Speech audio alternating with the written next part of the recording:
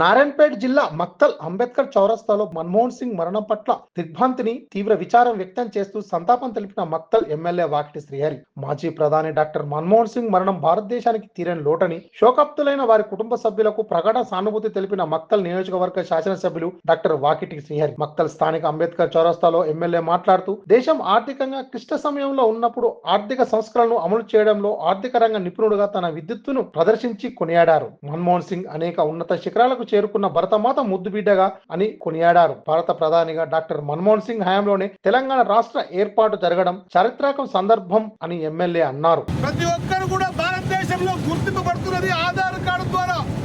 ఆ ఆధార్ కార్డును తయారు చేసిందే మన్మోహన్ సింగ్ అన్న మాట ఎవరికి తెలుసు?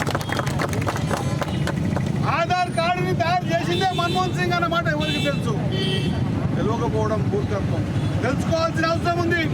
ఈ రోజు ఇంతకుముందు కోళ్ళ వెంకటేష్ గారు మాట్లాడుతూ వ్యవసాయానికి పెద్దపీట వేసిండు. నిజంగా కూడా వ్యవసాయానికి కాకుండా కూలోళ్ళకందరికీ కూడా పని దొరకకపోతే 100 రోజుల పనిని స్టార్ట్ చేసిందే మన్మోహన్ సింగ్ గారు అన్నమాట తెలపాల్సిన అవసరం ఉంది.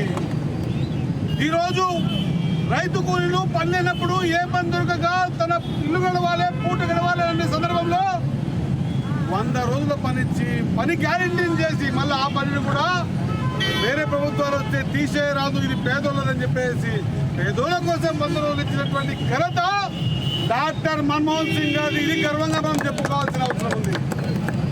ఆధార్ కార్డు డాక్టర్ మన్మోహన్ సింగ్ గారు తెచ్చింది, ఇది మనం చెప్పుకోవాల్సిన అవసరం ఉంది.